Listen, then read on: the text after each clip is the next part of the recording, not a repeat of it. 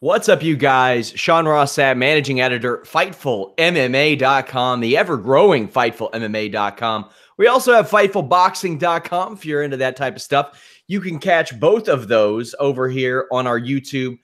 We do syndicate this on the Pro Wrestling channel here and there. But go to youtube.com/FightfulMMABoxing. Hit that subscribe button. Leave us a thumbs up. And, of course, visit Fightful.com for all your MMA, boxing, pro wrestling news. Lots of that stuff. We are joined today on the Fightful MMA podcast by a guy who called a little bit of both of those this past week. We tell you, we give him the Brock Lesnar treatment. We even moved the show for him. It didn't have anything to do with the fact that I wanted to watch Kentucky in the Citrus Bowl. Nothing to do with that. It was because Showdown Joe was on a plane flying back from Japan. Joe, how are you? I'm doing pretty good in yourself, guys. I don't know if you moved the show on my account, but I do appreciate it if that was the case. Thank you very much. Well, we definitely want your insight on Rizin, and we'll be talking about that at length. We're also joined by one James Lynch. James, how you doing? I'm doing well. It's good to be back. Nice weather here, even though it's raining in Vancouver, but not as cold as Toronto like Joe has right now. Oh, we got some snow, son. We got some snow, and there's more coming. Yeah, it's good to stay indoors. We got tons to talk about. UFC 232 and Rizin 14 in particular. What a big set of shows these were. But let's start off right from the event that we didn't cover at length on the site. We do have a UFC 232 post show, but Rizin 14, I would say, an event to be remembered. And Showdown Joe, you were there calling the fights. What was your experience like? I mean, you've been all over the place between Canada and Kazakhstan and Japan recently. Yeah, Kazakhstan and Japan within a week's time. So it took me a day or so to get back here and realize what day it was. I almost missed a whole bunch of different meetings and phone calls and stuff like that, thinking it's the following week when it's today, tomorrow, or Saturday. So it's been quite the whirlwind of the holiday season for me, but to say the least, when it comes to this Rizin 14 event and calling a Mayweather fight, even sometimes you just I sit back and I'm humbled because not many people have called a Mayweather fight, be it an exhibition fight that was far from an exhibition fight, to say the least. But it's James knows me very well. I mean, it's humbling when you realize, man, I'm in a small town right now. I'm not from the big city anymore. But I've always been a regular, humble dude and realized, man, I called a Mayweather fight. How sweet is that? So my friends are all over it. They're just like, dude, you called a Mayweather fight, right? I'm like, yeah, I know. Like, wow, it's kind of cool. So it was an incredible experience, and I'm sure we'll get into it more. But Floyd's a great guy. We had a chance to talk to him afterwards, and he's different than what's generally portrayed on his Instagram and by the media. I mean, behind the scenes, he's a quiet dude, man. He's just quiet and he's actually funny. So. What type of interaction did you get with Floyd ahead of this fight? Ahead of it, nothing. They didn't get until they got in around the same time I did, which was just a day or so before the actual event. But they were staying at a different hotel. I don't know if people saw my Instagram video or the stuff that I posted. He rolls with 30 people. There was 30 people in his entourage. So if you ever lost Mayweather in a crowd, just look for the bunch of people that were moving. From his bodyguards to friends and family to his management staff.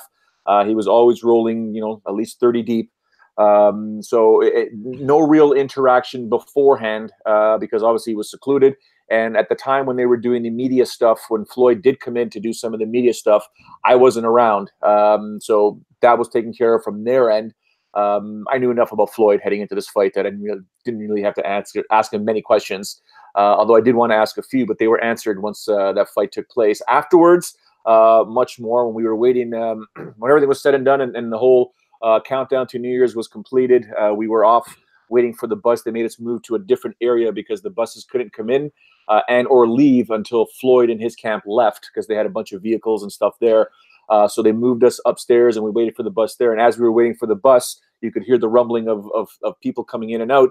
And lo and behold, there was Floyd, behind his two security guards. And he stopped and he saw us and just had a quick conversation about, taking the fight, competing. It's kind of weird, but I felt like he felt guilty for what happened. I don't think he was actually expecting a first round knockout in that manner. He went in there full blown thinking, you know what, we're going to entertain the fans and do a 3-round fight and exhibition, quote unquote exhibition.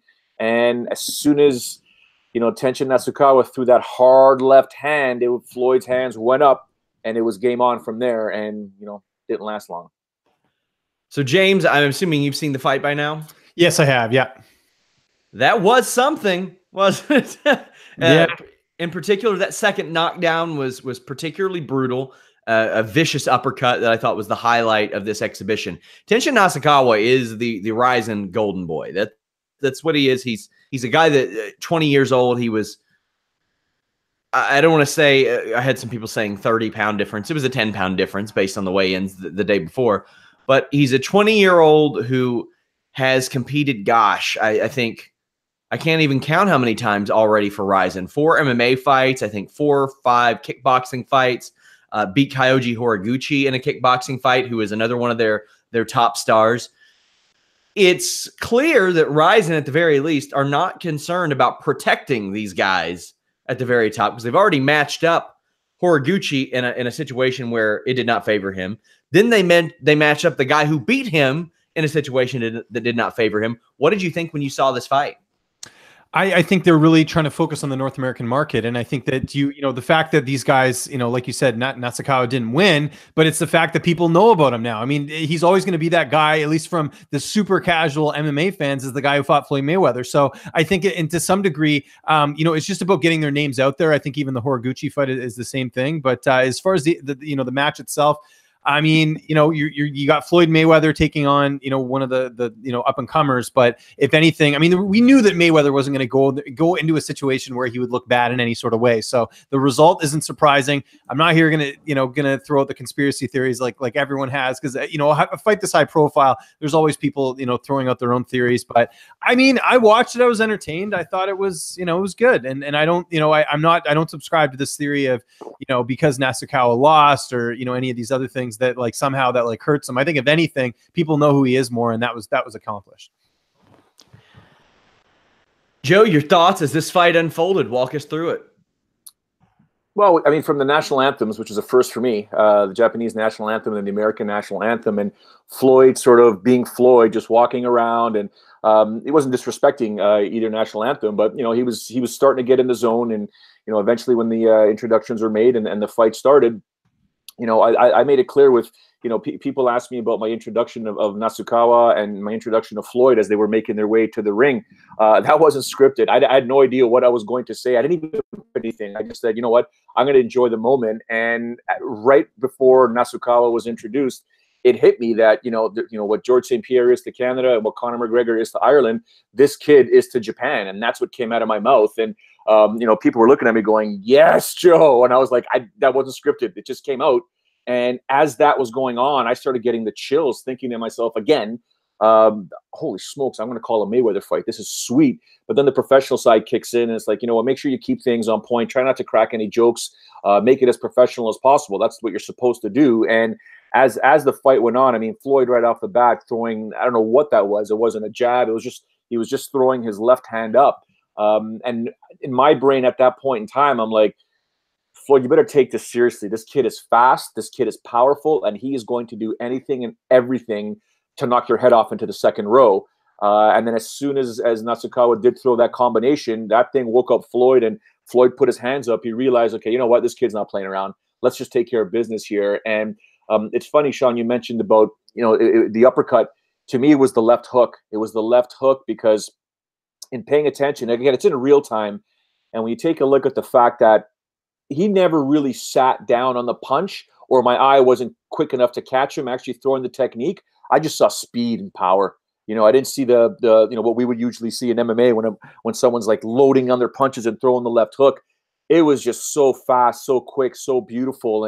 And I started feeling bad for Nasukawa, but part of me was like, okay, you know what? This kid's been in wars. He'll get up and he'll figure it out. But he just went full forward. He was in fifth gear, and he wanted to just show that he's got the warrior spirit and keep going. If his dad didn't throw in the towel, pretty sure it was his dad, but if they didn't throw in the towel, he would have kept going. And thankfully, they did throw in the towel to avoid any more damage because he got knocked down 3 times. But it's not a blur, guys. It is, but it's not, if you know what I'm saying. It's just so cool to be in that atmosphere and to experience that. So, I mean, I was looking online, at some of the videos that are out there of the fight, and some of them are at like 2.5 million views, and Yeah. some are at 1 million, some are at 750,000. And I'm just like, holy Jesus, my goodness, wow. So let's walk through the fight. The first knockdown looked almost like their legs clashed and it was a bit of a trip. What did you see there, at least from your perspective, and as you called the fight? Could you see the beginning of the end already there? Because no, absolutely, unequivocally, no. I thought deep inside my heart, I honestly thought this was going to go 3 rounds.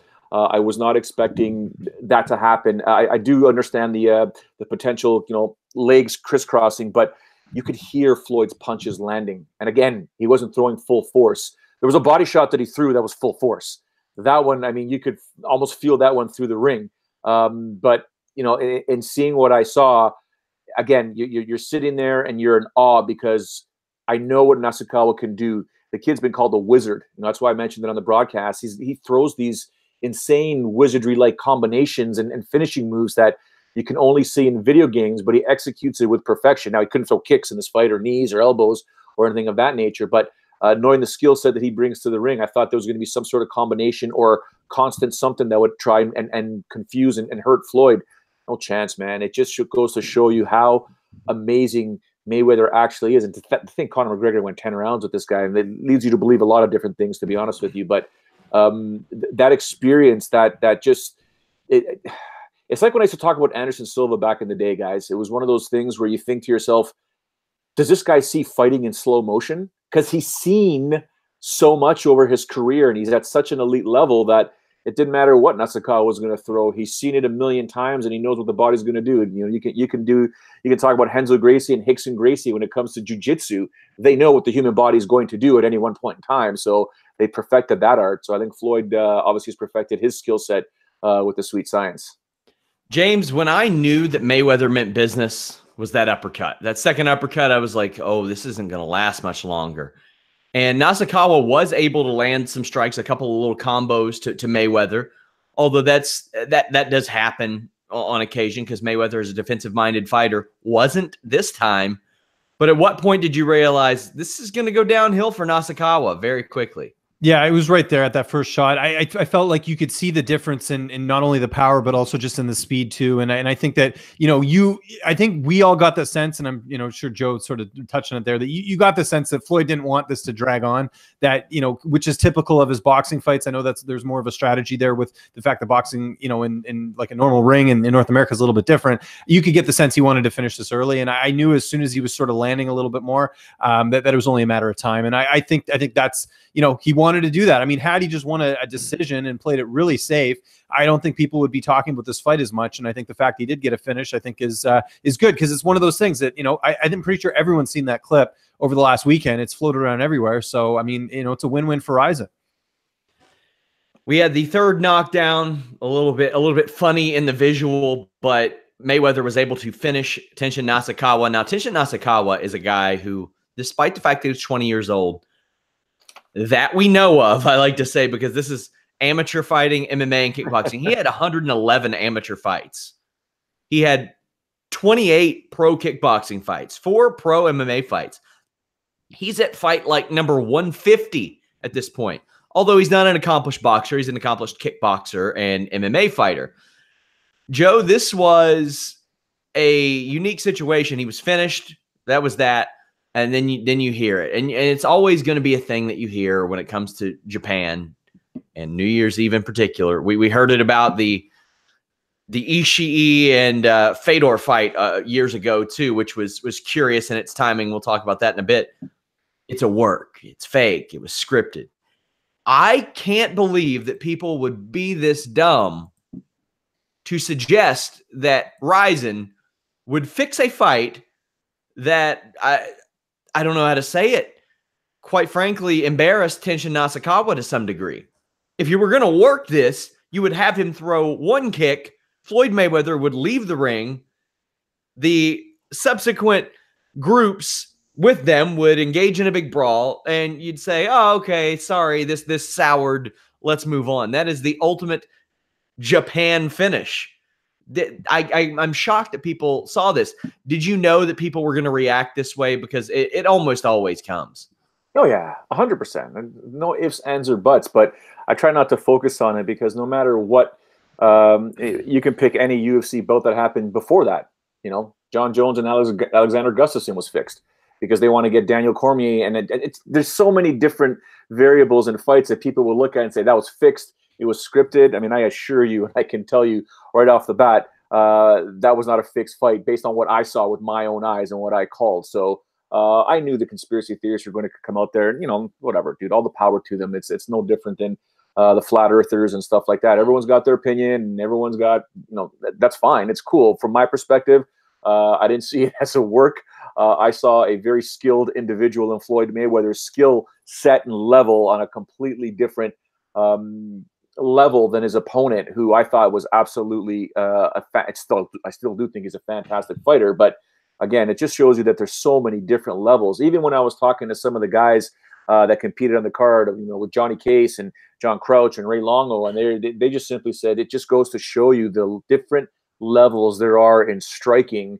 And, you know, what we saw from a boxing perspective is it's hard to even put into words, I guess. It's magical to say the least. But going back to your question in terms of conspiracy theorists and fixing this, and it's Japan and blah blah, I totally expected it. And I haven't lost any sleep over it whatsoever. So no one told me it was going to be a fix, and no one told me or presented me with a script as to what was going to happen. So yeah, James, I mean, this talk comes every once in a while.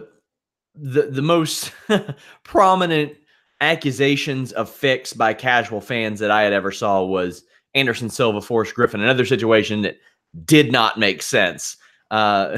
UFC scripting their Ultimate Fighter 1 winner, one of their most marketable stars that they've ever had, quite frankly, to get beat. Also doesn't make sense for Rizin to pay Floyd Mayweather all this money to embarrass one of their poster child. It just doesn't make sense from a marketing perspective. Doesn't make sense. What did you think of those accusations? Yeah, it's ridiculous. We were missing sort of the bigger ones in Bellator. Like you had the whole Chael Sonnen and Tito Ortiz thing where people are like, there's that. The Hoist Gracie, Ken Shamrock. I mean, there's a lot of examples that you could sort of look at here. But like you said, in what business interest does it help? If anything, if Floyd lost, it would look better for business, you know, had Floyd lost, because Floyd's not with the promotion. This was a one-off. So yeah, I mean, you're going to have people like that. And let's, you know, and I'm not trying to call anyone out here, but I mean, Rory McDonald had that tweet out yesterday where he's saying, something, you know, didn't look right to me. Like that stuff doesn't help. Like it's fine if, like, you know, Joe Troll is out there saying this, but when you have, you know, someone like Rory, it just looks bad. I get people saying it looked a little weird, but come on, like you have to look at the optics of this, and clearly it doesn't benefit Rizin any way to have Floyd win, especially when he's coming in for $9 million a fight. He's not staying with the promotion. This is Tenshin Nasukawa. It's not Shannon Rich or Sean Salmon or Bob Sapp, who I don't know what you would call what he does. He goes to places without commissions, gets hit once, and falls over. I mean, savvy, I guess, but I don't think it was scripted. I don't think it was fixed. I just think that a guy who fought a guy who was way better at boxing, one guy was way better at boxing, was 10 pounds heavier, a much larger man, arguably maybe still the greatest boxer in the world. You could argue maybe a Lomachenko, but beat up a guy who is not a pro boxer. That's what happened. And there's nothing wrong with that. And Tenshin Nasukawa will be absolutely fine. And if I were him, I would be calling out Floyd Mayweather for kickboxing fights, whether Mayweather accepts or not. You still got to do it. You still got to say, I came into your world, come into my world. I won't even say I won't even throw strikes. I'll just grapple, because Tenshin Nasukawa would tap out Floyd Mayweather in under 2 minutes, and he is not one known for that. Joe, any final thoughts on the Mayweather situation? Could we see him working with Rizin again? What type of vibe did you get from Rizin about his appearance there? I don't know if he'll work together with Rizin again. I know he really enjoys. He was really impressed with the promotion and the overall show and the spectacle and how they treat the fighters. He was very candid about that. What I don't know about Floyd right now is because, to my understanding, is this whole exhibition thing may be a consistent, may be ongoing until he wants. I mean, I think he wants that Pacquiao fight again. I think that'll be his 51st fight if he does come out of retirement. But if that doesn't come to fruition, I think they do want to do some more exhibition fights globally. I don't know where. I'd be more than happy if it happens in Rizin. I'll tell you that right now. But other than that, I don't know what I don't claim to know what's happening with the money team and the promotion and stuff like that. And nor do I know what Rizin wants to do. I know from Rizin's perspective, it took a lot of work to get this done. It wasn't a situation where it was, you're dealing with MMA fighters and MMA managers and, guys that they're used to and girls that they're used to. This was a different beast. When you're dealing with the number1 pay-per-view draw in the world or in history, it's a different beast. And, Floyd will always say, I am the A side. I will always be the A side. His negotiations and his demands and whatever they may be, they either have to be met or he doesn't show up. Very simple. So that's a very difficult scenario to be on the B side whenever you're dealing with Floyd Mayweather. So I don't know what would come from it. It'd be great if it happens again or something of that nature. But to my understanding, it's just one and done. Well, let's talk about the rest of this show. You had Kyoji Horiguchi, a big win for Rizin. This is a good one. I've been heaping praise on Kyoji Horiguchi for, I feel like 5-6 years at this point. I was so excited when he came into the UFC, and he got beat by Demetrius Mighty Mouse Johnson, and a lot of people wrote him off. But, man, the guy right now is still just 28 years old, a fresh 28. Since he debuted in the UFC, James, this guy's only lost one fight, and that's Demetrius Mighty Mouse Johnson, who, oh, by the way, fighting in Asia now. So that rematch becomes more of a probability with each passing day, especially when you see the likes of Bellator working with Rizin and Floyd Mayweather working with Rizin. You never know what can happen in this landscape. He just continues this tear, and Darrion Caldwell, that's a big win. That is a big win, and not a lot of people will look at it as a big win because Darrion Caldwell doesn't ring out to the casual fan and all that stuff, but this is a big one for Rizin. It's a big one for Horiguchi. Yeah, I completely agree. And, you look at Caldwell, who fought at 45 coming down to fight at bantamweight, and you have Horiguchi, who's fought primarily as a flyweight. I mean, that in itself is just crazy. And Caldwell's good. I mean, you look at the body of work he's had in Bellator, minus that one fight he had where it was kind of like a momentary lapse, which kind of is what happened in this fight. I mean, this is a good fight, but Caldwell, again, has some holes on the ground for sure, and Horiguchi was able to exploit that. And, yeah, he is their guy. When I think of Rizin, I think of Horiguchi. I will disagree with you on one thing, though. I don't think we'll see Rizin in one co-promote or anything. It's one thing with Bellator because it's kind of like their North American counterpart. But one, to me, I look at them. I mean, Joe would have a better idea of this than I would. But to me, when I think of Rizin, I think that one would be their competition. So I don't know if they would want to, sort of co-promote. But obviously, as a fan, as someone who was at the first fight between Johnson and Horiguchi live, I'd love to see that rematch. But I don't know if it'll happen just with the two promotions. I mean, I see one trying to compete on a global scale even. I think one sees themselves as UFC's competition even. I think that's how I see them. But with Demetrius Johnson out of the UFC, he no longer has the champion clause, and he no longer has UFC doing everything they can to re-sign this guy and make sure he's under contract.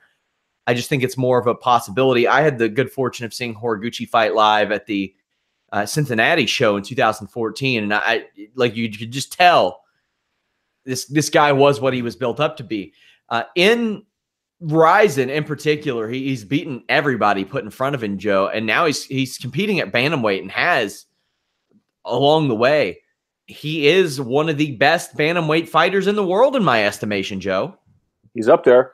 I'll tell you this. I didn't see or hear anything. Scott Coker was there, but I didn't have a chance to speak with him regarding this potential rematch of having Horiguchi now go over to Bellator and fight for Darrion's title. I think it's going to happen. I don't know when. I don't know what the logistics are going to be. But if it doesn't happen, I'll tell you what Horiguchi should do is he should ask for a rematch with Tenshin Nasukawa in MMA. Give him an immediate title shot. Yep. That's what needs to happen. He lost to Tenshin, in an unbelievable fight. We had Peter Aerts doing the commentary with us. And oh my God, that I spent a lot of time with Peter Aerts this past weekend. That guy there is funny. He's absolutely that. I don't think he walks around with a smile 24/7. I think he smiles in his sleep. He's just a cool cat, cool dude. But I mean, that fight with Nasukawa, guys, if you've never seen it, was just ridiculous. it was just mayhem with those two guys going at each other in kickboxing. So I'd like to see Horiguchi take him on in MMA now. Same thing that Tension should be calling out Mayweather. Horiguchi should be calling out now Nasukawa, saying, hey, I came to your world, now you come to mine. Let's get paid. I think they have two really good bankable stars in Nasukawa and Horiguchi. I mean, I look at those two guys and I'm like, man, those are a couple, especially in that territory, to build around. Also, now both of these guys have some semblance of North American exposure because Nasukawa fought Mayweather and was against him in this whole lead up. Horiguchi, because he spent time in the UFC. I think you couldn't do better than that. Caldwell, I thought, didn't do a whole lot in this fight, and I know that he wants a rematch in Bellator. And I think there is a clause where he can get that, and if they can make that happen, why not? But he's going to have to be more active.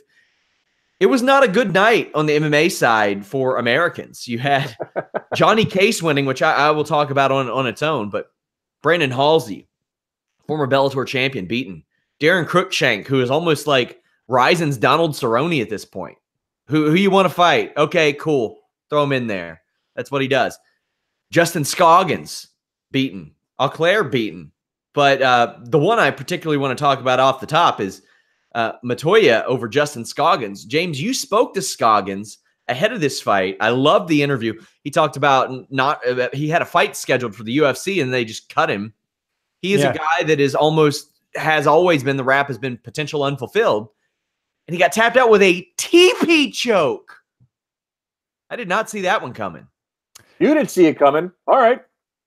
I mean, if Montoya was on the ground, sure. Sorry, I didn't think that Scoggins was going to try to take Montoya down. The kryptonite in this guy's career has been the lapses in fights. I mean, we've seen this time and time again. A fight that, this isn't a good example, but like some of his fights where he's like actually winning and then he gets tapped out. It's one of those things he has to fix. I don't know what he has to do, hire a jiu-jitsu coach or something, but there's some disconnect there because we have to look at the fact that, he has some notable wins outside of this. He's got the win over Ray Borg. His rise in the UFC, it looked like his trajectory at a certain point was him going towards a title. And he had that, that close loss to Ortiz. But in general, this guy he's been impressive at certain moments, but then he has a loss like this. And, if you look at this fight on paper, you're like, okay, first round loss, he got completely dominated. Like really, like Scoggins is much more capable of what he's showing. And he's just got to fix that. Some guys in the gym, they can put it on, but when they get in the cage, they sometimes have lapses like this. And that is unfortunately still plaguing Justin Scoggins in his career. This is a topic I bring up a lot where the time has passed and it's no longer 2014. Justin Scoggins is still a 26-year-old, very young in the game, but I do remember when he was a pretty well-hyped 7-0 fighter coming into the UFC in a very young flyweight division where it looked like, okay, this guy can make some noise. He stepped in, he won 2 fights in a row. He lost 2 in a row too, but those were to Ortiz and Moraga, and like I say, that happens. Came back, had a couple of good wins, but ever since then, it's been downhill. The last 2 years have been downhill for this guy, Joe. I was shocked that he went to the ground with Montoya, and that TP choke was a thing of beauty.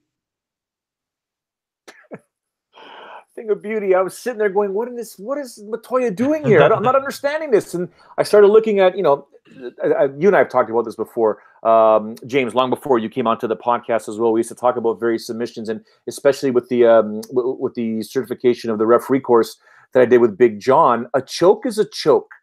Doesn't matter how you apply it. A choke is a choke. And while the TP choke was being set up and worked, I'm like, what is this guy doing with his legs? Like, what is this? I've never seen it before, but I'm paying close attention to where his legs are on the neck and what's happening behind his legs. And I'm like, holy smokes, he's choking him out. This is awesome. Right. So I'd never seen it before, but I was definitely blown away by the submission. And again, like Sean just said, James, I don't know what Scoggins was doing going to the ground with him. I think he should have just kept it standing up. It wasn't, going his way 100%, but better chance up there than going to the ground. It didn't make much sense there. Now, I don't think that was a submission of the night, believe it or not. But yeah, that was pretty sick if you ask me. There was also a fantastic hammerlock submission from Miata. I love that.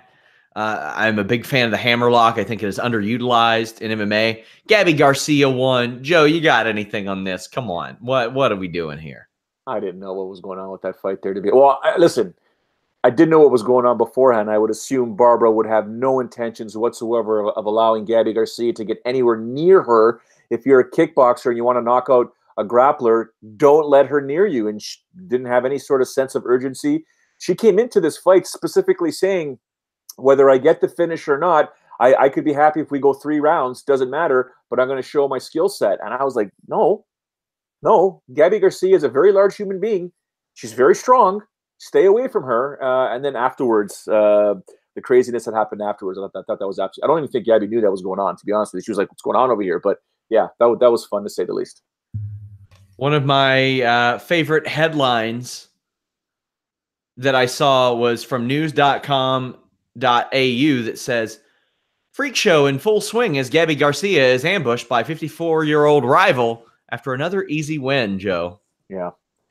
I didn't know. I mean, it was just, it's hard for me to call that kind of stuff because you know me well enough. I don't watch enough pro wrestling, let alone Japanese pro wrestling, to know how to sort of stick handle this. And I'm like, just play along, Joe. Play along as best as you can. And then I tried, but I didn't know what was going on. I actually thought it was kind of cool, though. I did enjoy seeing it, 10 feet in front of me. I thought it was kind of funny. I thought it was actually kind of cool. But let's hope that fight never really takes place. It works over there. I think it works for they loved it. They absolutely loved it.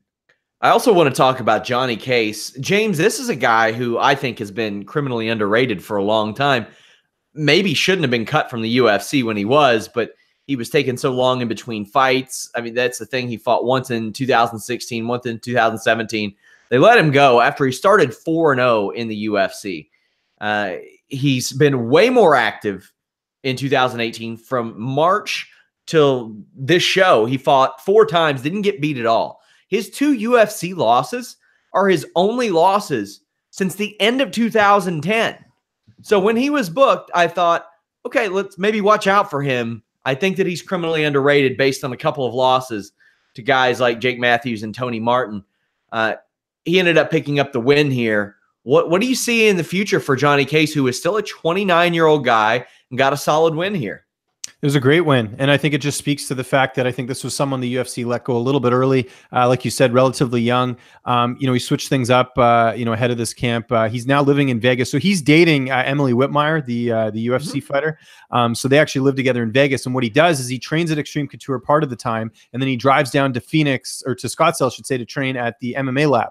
So he's part of both camps, so he's getting that advantage of having really good coaching, really good sparring partners, stuff like that. And right now, as far as when I spoke to him before this fight, as far as I know, he's under contract with Rizin, but I believe he can. They have to give him a certain amount of fights. So if he wants to go back and fight in PFL, he can as well too. But his stock couldn't be higher right now. I mean, this is a great year for him. I know he had that draw against Schulte in PFL, but Schulte ended up winning everything, so that looks even better at this point. And I think he's going to have a really interesting 2019 with what's ahead. And the guys that beat him, Jake Matthews, I know he's a bit inconsistent at times, but he's won 3 of his last 4 fights. Rocco Martin has won 6 of 7. So he's losing to guys that are on the level, that are of decent caliber. Joe, what else stood out to you on this Rizin show that maybe you thought of somebody to watch out for, or was something just that was a spectacular view for you from ringside? Well, yeah, the submission the Miyata put on Ersin Yamamoto was pretty impressive. Obviously, Yuri Prohaska being caught in that guillotine by Brandon. I talked to him afterwards at the hotel the morning after. We just, shooting the breeze. And I said, he's like, he apologized for the performance. I'm like, dude, not every fight's going to be fantastic, but you showed, like you said in your interview, you showed your Bushido spirit. That was absolutely fantastic. He's like, I said, what was going through your mind? Because from where we were sitting, we thought it was almost done. Like, we're done. He goes, honestly, Joe, here's what went through my mind. I'm not going to tap. So what's next? So he was literally thinking prior to going unconscious, I'm not going to tap. What's next? And he figured out a way out and he emerged victorious. So good for him. A little surprised at the Kana Asakura fight. I thought she'd do a much better job with Hamasaki, but again, Hamasaki's experience is just ridiculous and something to behold. Going back to Johnny Case for a second, who's probably now going to enter the Rizin lightweight tournament this year. The guy that he beat, and we talked earlier on about Rizin having bankable stars, guys. Obviously with Horiguchi and Nasukawa, Yusuke Yachi was a guy that many of us had tagged and said, you know what, this is a guy that could show the world that Japanese lightweights are damn good. Are damn good, and there's a bankable star right there. There's a huge mainstream storyline about obviously being with the Crazy B team and the connection with Kid Yamamoto and stuff like that. His hair, there's a big story in the mainstream media, believe it or not, that he should cut his hair. His hair gets in the way. Yeah, Johnny Case took care of that real quick. So it's a matter of what's going to happen with Yusuke Yachi right now. I don't think Justina Haba's getting credit. She took out Shinju Auclair, excuse me, and it was a devastating fashion. I mean, if you're looking at Instagram and you're seeing Juju's posts, that left eye is not looking good. And Justina coming into this fight, Justina coming into this fight, she was walking her way to the ring. I thought it was like a whole Carla Esparza thing. Nervous, doesn't look right, blah blah. Oh hell no! Did she do real good? And of course, Manel Cape not being Manel Cape the full fight and allowing Ulka Sasaki to go in there and earn a unanimous judges decision victory. So good on Ulka for getting a victory. Had a good time with him. We actually sat on the bus. The bus was packed on the way back to the hotel, guys. But Ulka Sasaki and I were able to share a seat with Ray Longo, thankfully not chirping me because I was trying to sleep. But yeah, I like Sasaki. He's a good guy. And that blonde hair was absolutely epic. He made Sean Ross Sapp look like he was bald. So it was pretty cool. Hamasaki is criminally underrated. Oh. And maybe some of it has to do with her age, but you look at her resume, it's like, for a woman who fights in Japan, they just throw everybody they can at her, and it doesn't matter. And even in Invicta, she had a really nice run that led up to that Sousa fight, I thought. And she is very, very underrated. They could do a lot worse than having her as super atomweight champion. Have you heard anything about how Reina's doing? No, I think there's more into that than what we may have been led to believe. She did have problems making the weight, but I can tell you after the posts were made of her in the hospital and showing all that, I mean that's not something you should be doing. I don't think there was really good communication, and this is just hearsay. Okay, I'm not saying it's fact. I don't think there was good communication between her camp and Rizin as to what was happening and blah blah. And let's be honest, she's a shoot fighter. Okay. And we all know ONE FC is looking for talent. Let's not kid ourselves. ONE FC is not dumb. If they can grab some talent from Rizin that Rizin's been building, they'll do it. And vice versa. If Rizin can do the same thing with ONE FC, why not? Right. So I think there's a lot at play when you start looking at a lot of these Japanese fighters or Asian fighters or close to Japan and where ONE FC is and stuff like that. I think 2019 is going to see a lot of politics between both promotions. I think it's going to be great either way, as long as the fighters get paid and people are having a good time. Obviously, I've got to wear my Rizin t-shirt and my Rizin hat, but we'll see what's going to happen. I honestly don't know much about Reina. I can tell you this: I know she's doing okay, but leading up to this fight here, she was supposed to kick off the main card, and a lot of people were definitely looking forward to seeing her compete. Not just those that paid tickets, but just in general that have become, Reina fans. It's unfortunate it didn't take place. The whole time we were there, we were told she's okay. She's okay. Everything is going to be fine. But would have been great to see her compete. That's for sure. I enjoy calling her fights. I love the whole ambience that she brings to the ring. So it sucks it didn't happen, but cross my fingers. Hopefully in April she'll be on the card and we'll take it from there. Great Rizin show. We were very fortunate to have Joe who was there, and we will definitely accommodate the Fightful MMA podcast so we can get this type of insight from Joe in the future. We also had UFC 232. Now, James, you and I filmed our show probably a couple days before this Jon Jones news launched that it an atypical finding. Shocking. Yeah. Well, James, what was your initial reaction to hearing this and hearing, oh, well, they're just going to move the entire show? Yeah, not again. That's, it's anytime Jon Jones fights, there's always something that surrounds it. And, part of me wasn't surprised, but the other part of me is like, seriously, we got to do this. I liked Ariel Helwani's idea, actually. I want to give him credit here. He said what they should have done was kept the card in Vegas and then move Jon's fight to the Forum and just have that in a match, like without any fighters, like they did with Mankind and The Rock. Remember when they fought years ago at the Royal Rumble? They should have just done that. That would have made more sense. Because that way you don't impact the fighters. No one has to move. And I get that, yeah, if you're paying for a ticket, you're not going to see Jon Jones, but they should have just had it on the big screen after the Cyborg fight. But anyways, just disappointing. And you know what? Like, we haven't talked since that fight took place. Like, that sort of had a cloud over that fight, unfortunately. Like, obviously Jon winning and winning in the way he did, getting the finish was great, but it kind of, it felt sort of anticlimactic, I guess is the best way to put it. Like, it just, having all this surround the fight, we didn't even really get to appreciate Jon getting the finish or, you know, his game plan or any of that. It kind of ruined it for me, to be honest. It did put a damper on things, and let's talk about the fight. Jon Jones defeats Alexander Gustafsson in much easier fashion than he did 5 years ago. And what I mentioned to you, James, is I was not plugged into the inside of MMA or anything 5 years ago, but even I was hearing Jon Jones isn't training for this fight. Jon Jones isn't taking it seriously. I don't know if he did or not for this one. Ironically, I've not heard anything, but he had a much easier time this go around. Joe, what did you think of Jon Jones's performance against Alexander Gustafsson? And now this light heavyweight division is wide open because one Daniel Cormier vacated his title ahead of time as opposed.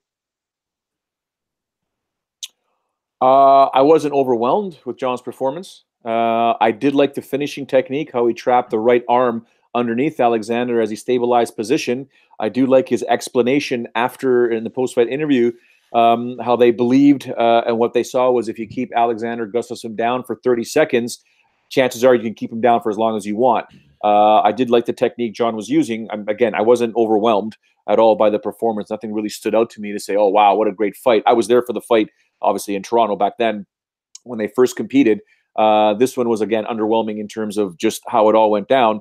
I do want to ask you guys a quick question regarding the lead up to this fight. Oh, sorry, Sean, to answer your question about the division now, Jon is the champ, and what do you do with Daniel Cormier? I don't know if Daniel Cormier is going to want to take this fight, although the payday would be substantial, and just that little inkling inside him of I can beat this guy, and man, would this be the best retirement fight ever? Forget Brock Lesnar. Well, probably not. It's another payday right there. But if possible, I mean, do people want to see DC versus Brock Lesnar or Jon Jones versus Brock Lesnar? That's the real question at this point in time. So it'd be nice to see if DC can figure this out. I don't know if he's going to really want to do it because even in his tweet afterwards, of course he's going to win. The guy's always got a head start, right? I totally get that. And by the way, when I said shocking beforehand, two things were shocking. A, craziness with Jon Jones' fight in general, before or after. And B, whenever Fightful or Sean or someone does a damn podcast, we record it, we get it done, we go live, we're done. Something Jon Jones happens. I mean, it's almost like we shouldn't be doing Jon Jones podcast until the day of the fight. And even that would be too late. So, but I do want to ask you guys a quick question. If you guys had a chance to, I don't think Sean's a big fan of Brendan Schaub. I don't know. I like you some are? of his stuff. Or is it some of our followers, like on the chat, or just in general? Some of our followers aren't. Okay, so when I was leaving for the when I was waiting for the ride to the airport, I actually had a chance to watch and listen to Brendan Schaub's 2-part series talking about Dana White and Jeff Nowitzki and the whole Jon Jones scenario. I don't know if you guys had a chance to watch it as well, and I was kind of like, damn, I think Brendan's making some good points here. Oh boy, wow! Did you guys have a chance to see it? I haven't seen it yet. Yeah, I haven't heard what Brendan had to say, but I caught obviously Nowitzki on Rogan, and yeah, it didn't come across very well. Yeah. Oh, he goes in and he just. I'm not saying he blasts Nowitzki, but he's like, look, this is the same guy. Obviously the Lance Armstrong can't stand. He went through Lance Armstrong's garbage to get this, find that, blah, blah. He was the crusader, for anti-performance enhancing drugs, but now he's an employee of the UFC. It's a different ball game altogether. And he went on about how, what just happened to Jon Jones is the exact same thing that happened to Frank Mir, but Frank Mir got suspended for 2 years, whereas Jon Jones, had his fight moved. Yeah. Right? Like, whoa, okay. And so I definitely enjoyed that. If anyone gets a chance after this podcast, please take a look at it. Yeah, you might be surprised, especially you two guys. I think you guys would be interested. I'd like to know your opinions afterwards. It'd be fantastic. Yeah, that is a fascinating aspect. There are just so many issues, and we've broken them down on previous videos, but the atypical finding and the likelihood of something remaining in the system. I've had some people reach out to me and speculate maybe Jon's taking check drops, which you all can kind of look in at, and there's all kinds of theories here. And Sean, I spoke with Luke about it. Luke Bernardi, if you remember Luke, James, I don't know if you ever saw the podcast with Luke Bernardi. He's trained some MMA fighters, but he's been involved with the bodybuilding industry forever. And the one thing, I've been accused of many times, I don't have the steroid eye. I can't see. I don't know if someone's on steroids. I believe they've trained hard and blah, blah. I've cover you some pro wrestling. You'll develop it. Yes, that's a good point. But I talked to Luke and he said, look, man, what Jon has been accused of taking, and again, what he's been flagged for, that stuff is in and out of your system within 48 hours. In and out of your system within 48 hours. And if you do get caught, it is small trace amounts. And I was like, damn, really? Okay. There's always the very rare chance that something gets caught on your liver. Chael Sonnen's talked about that. And Chael Sonnen has, I think, become a really good analyst on this stuff because he's very transparent. I think his quote was, my juice concentrate was higher than Tropicana in my fight with Jon Jones. Like, he's very, very transparent about his use. So all these takes are very interesting. Hopefully we learn more, and hopefully Jon isn't on anything, but it just seems a little too coincidental to me that one of the all-time biggest pieces of shit people in MMA also happens to have the world's worst luck with PEDs. I don't know how I feel about that. I know how I feel about the co-main event because, James, I am now blocked by 0 UFC champions on Twitter. All due respect, and I know that Chris Cyborg would not have blocked me personally. It's her terrible management. This fight, Amanda Nunes, now a double champion. She has wins over arguably the greatest 125-pounder of all time, the next best 135-pounder of all time. And how about this one, guys? Every other UFC and Bellator featherweight champion of all time, Amanda Nunes has beaten. Dare I say, Amanda Nunes is the greatest UFC women, or the greatest fighter, women's MMA fighter ever. She certainly has a resume to match it. But to steal another line from Chael Sonnen, this makes you ask, just how good is Valentina Shevchenko? Because Shevchenko arguably beat this woman. There's for all the answers or the questions that were answered, we've got a whole new set of questions, I think, and that's what I love about MMA. We have this situation. James, wow, what did you think when you saw this? Amanda Nunes face planting somebody. I mean, my God, we saw who was it? Betch Kohea get face planted on a straight out of Compton logo. Cyborg got face planted straight out of Inglewood last weekend. Yeah, this was definitely the highlight of the card, and I was actually with a group of friends watching. So to be able to see that fight and have everyone sort of get up and jump, it was pretty incredible. This to me is just what she was able to do. It's just the fact that like Nunes has done this to so many other fighters, like get that quick win, and to do it against Cyborg, who hasn't lost in 14 years or something like that. It's just incredible, and I think it really just speaks volumes to what she's been able to do at American Top Team. You saw her coaches after the fight. You saw Dan Lambert come in there as well. Just a great moment for women's MMA. And I think, again, putting more eyeballs, on the division, which is good because I had Cyborg won. I mean, what was next after this? There really wasn't many options. Now you have Nunes here. It really opens things up a little bit. And I just think, it was, what a year that her and Nina Ansaroff have had, both big underdogs and both coming through here in their last fights. So it's just great to see. And to me, this has got to be one of the stories of the year, if not the story of the year, her getting this win and, making history, being the first double champion in UFC women's history. About this, since April of 2016, Nunes and Ansaroff are 10-0 combined. Yeah. And we're not talking like scrubs that Ansaroff is beating. She just beat Claudia Gadelha. And you could say that she should be riding a 5-fight winning streak right now because that Justine Kish fight was hers. She deserved to win that fight. They should be 11-0 since I think roughly January of that year. And in that division, there's no way that you win 5 fights in a row and don't get a title shot. So if I'm UFC, I would consider putting Ansaroff in that title discussion. You could do a lot worse than the story of an engaged couple in the UFC holding championships, or at least having that. Joe, your thought, who do they got for Nunes? They're going to have to track down Kayla Harrison or something. Yeah, 145. Sure. 155. Let's do 155. Yeah. You don't need a division, apparently. No, not for her. Open weight, right? I don't believe she's 10-0. She's 9-1. Valentina Shevchenko beat her in the last fight. So with all this talk, again, it goes back to recency bias. I think every human being is guilty of it.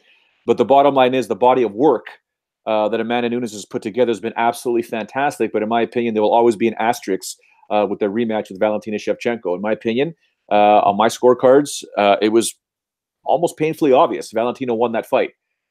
So is Amanda Nunes the GOAT? Potentially, yeah. But there's an asterisk. That asterisk is Valentina Shevchenko, because I believe they're 1-1. What sucks is if they were to have a rematch, and who knows, I think they may have a rematch. Oh, sorry, a trilogy fight. Should Shevchenko win that fight, on paper, she's still 2-1. She's lost 2 and defeated her once. But in my opinion, if we have to make the pick as to who is the GOAT in women's MMA, Amanda Nunes right now is the GOAT. You can still make the argument that Chris Cyborg was, even though she did come off with this loss here. But if we're nitpicking, I still believe Valentina Shevchenko defeated her and should have her right to compete with her again. And sort of right the wrong that it was. But Amanda Nunes is absolutely borderline ridiculous with her striking, and she brought the pain to Chris Cyborg. And I was, Cyborg didn't backpedal. Cyborg didn't use her footwork.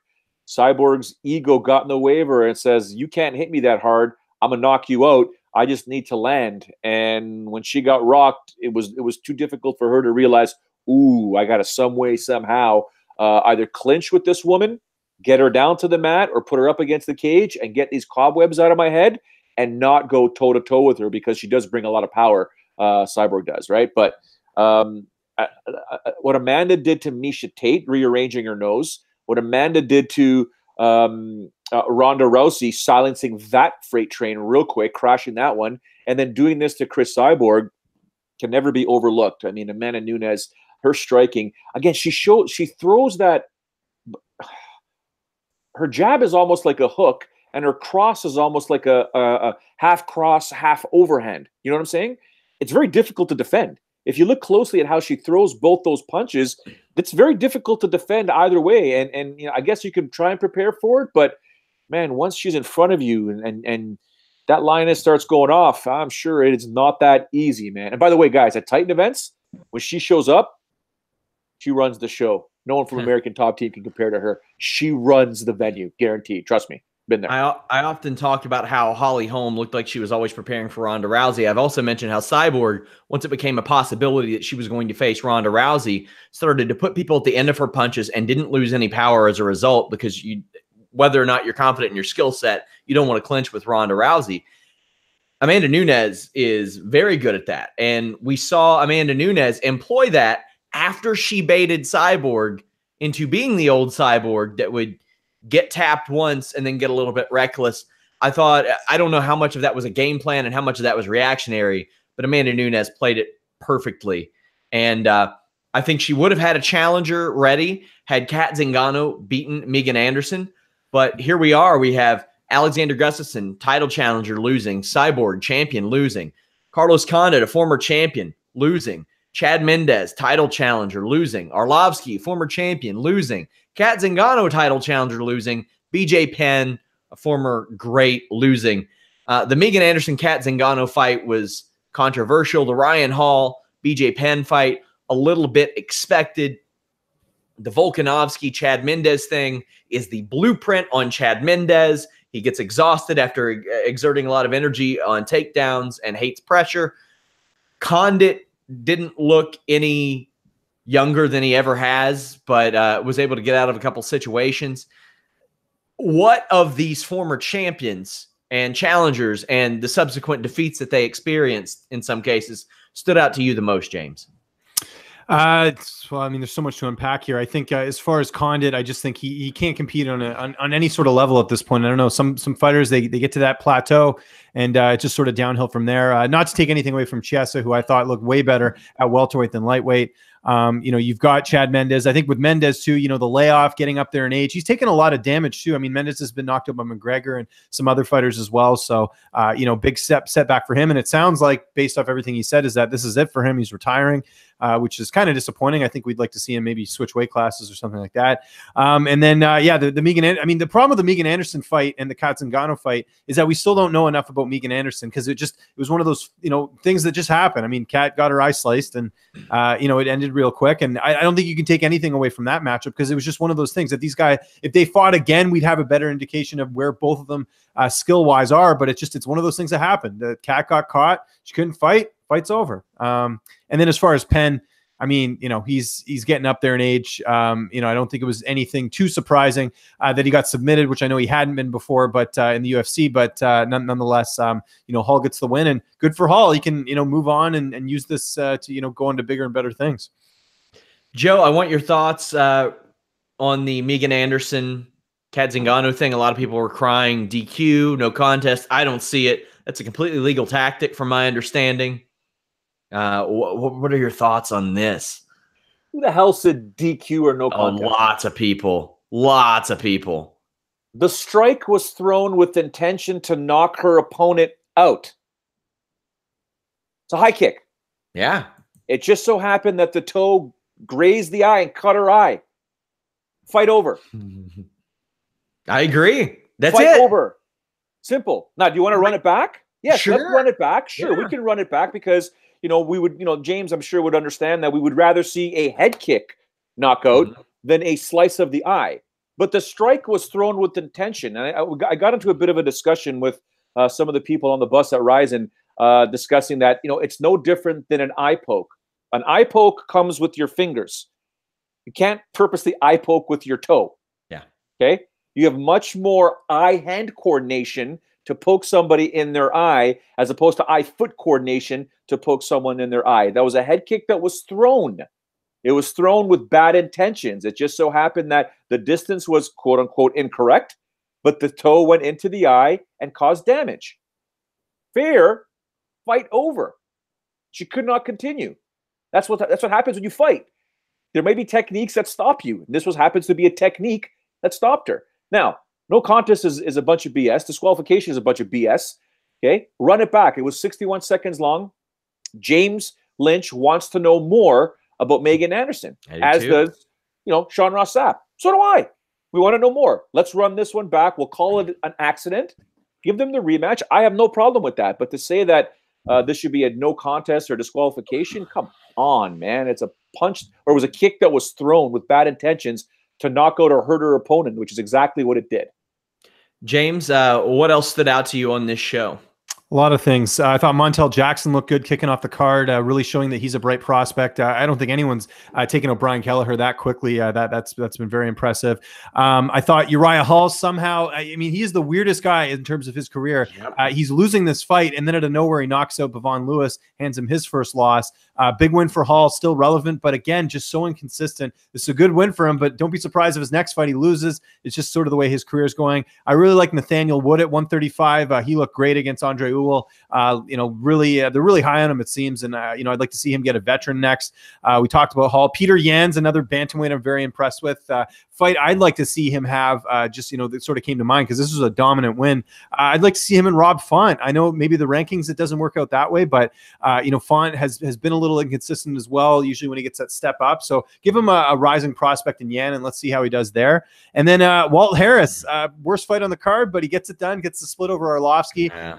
I would imagine this is it for Arlovsky here, but for Harris, this is a big win for him, taking out a former UFC champion.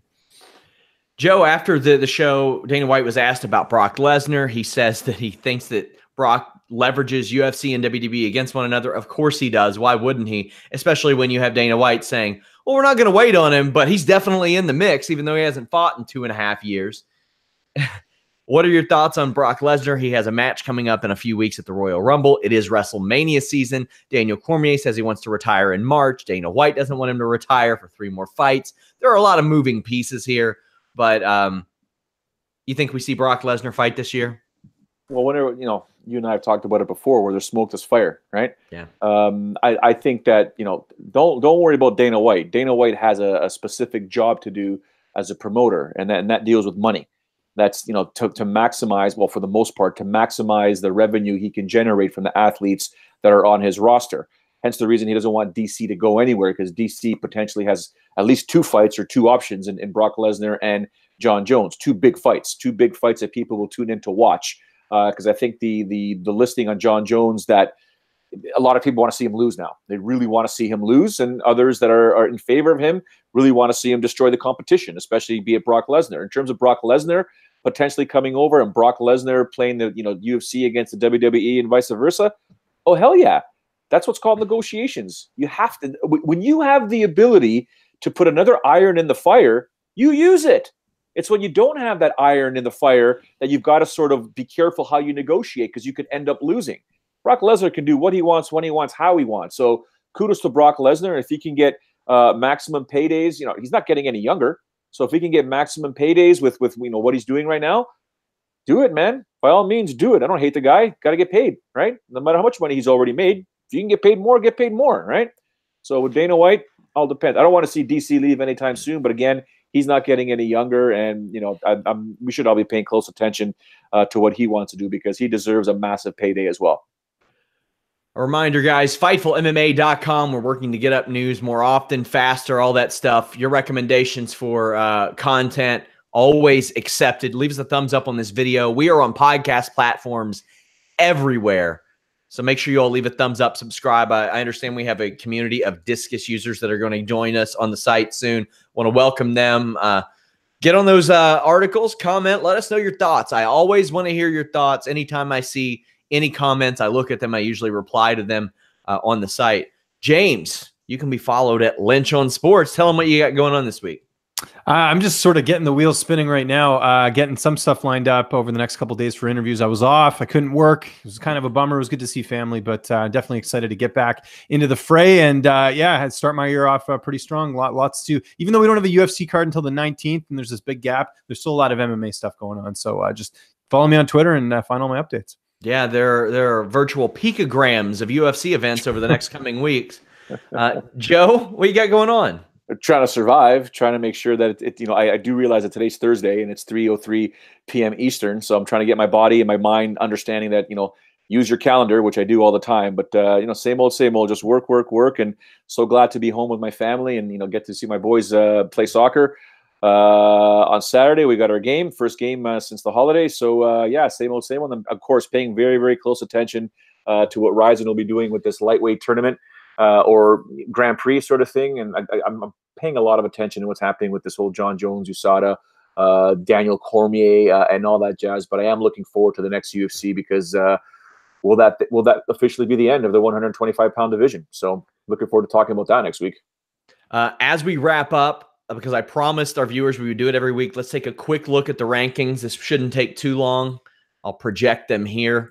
The changes are aplenty in pound for pound. Jones moves up 1. He was not happy about that, not being number 1. Habib pushed down 1 spot. Amanda Nunes up 6 spots at pound for pound. Cyborg down 4. You see the movement around here. James, what do you think of Nunes' placement and Jones's lack of number 1 ranking?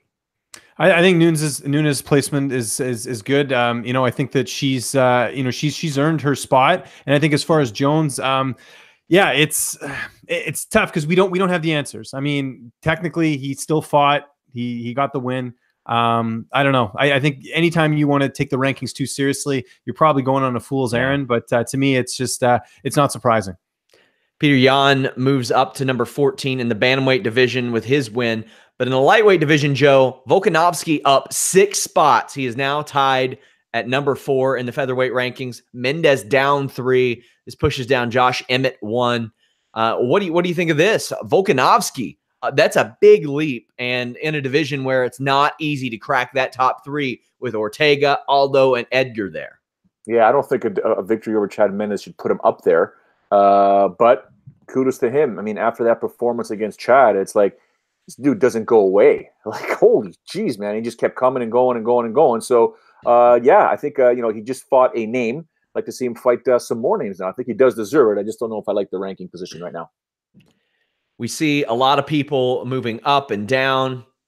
Nate Diaz finally out of the damn rankings, but James Vick up to number 9 at lightweight, or actually Nate Diaz isn't out of the rankings. James Vick up to number 9. You have Hernandez, Trinaldo, Hooker, Felder all moving up 1 spot. Gregor Gillespie, Islam Makhachev all in the lightweight rankings, but no real movement there, just some removals that caused all this. That's because Chiesa was moved to the welterweight rankings. He is not ranked due to his Condit win. James, I think that's the right call. It is. Yeah, we need to see more of him at 170. And once he gets notable, he wants Neil Magny next. If he beats him, absolutely should be in the top 15. Uriah Hall moves up a spot over Elias Theodorou. I disagree with this, not just because I like Elias, Joe, but because Uriah Hall has won like 2 fights in 5 years. I was seeing your tweets about Uriah Hall regarding this fight here. I haven't had a chance to watch the fight. I do know the result. But yeah, I mean, Uriah Hall needs some sort of consistency before I begin to take him seriously again. He's still great. He's still fantastic. He's an absolute killer. Just got to be consistent, right? Daniel Cormier, Jon Jones swap spots in the light heavyweight rankings. Corey Anderson up 4 spots to number 6. He is tied with Thiago Santos, who moves up 1. Ozdemir moves up 1 spot. We had Latifi falling 4 because of that loss to Corey Anderson. Jimmy Manuel falls 1 spot as well. James, what do you think about Anderson cracking this top 6? Yeah, it's deserved. I mean, that was a big win over Latifi, who it was on his way to a title shot, it looked, and this definitely helps. But I don't have any issues with the rankings. It's actually funny you mentioned this because I was talking about the Anderson. I was talking about who should fight for the title next, and obviously Corey Anderson's campaigning for it. And like people on Twitter, man, friggin' someone tags Corey Anderson in an argument, saying that he deserves the next shot. Now Corey Anderson's coming after me on Twitter because I said Anthony Smith deserves it over him, which I still stand by. He's got finishes. He's fought. I granted Shogun and Rashad are on the tail end of their career, but he finished them, and then he finishes Volkan Ozdemir, the number 2 guy. He should be ranked ahead. So, I agree with the rankings, but Corey Anderson clearly doesn't. Jennifer Maia moves up to number 11 without fighting. Ashley Evans-Smith, Barella, and Andrea Lee. Betch Kohea falls 1 spot without fighting, which I think is completely appropriate. But then at heavyweight, as we wrap things up, by the way, no women's featherweight rankings or even lack thereof. There's no listing for them. That's worth noting. We'll talk about that at some other time. But Walt Harris, Joe, he beat Andrei Arlovsky, who never beats anybody these days, and is now number 13. At least he's above Arlovsky. Any thoughts on that? No, absolutely no thoughts. I mean, it was one of those fights where I was like, "Oh, just end. Come on, guys." Well, the Fightful MMA podcast will end. Leave us a thumbs up, subscribe, hit up FightfulMMA.com. Until next time, we're out.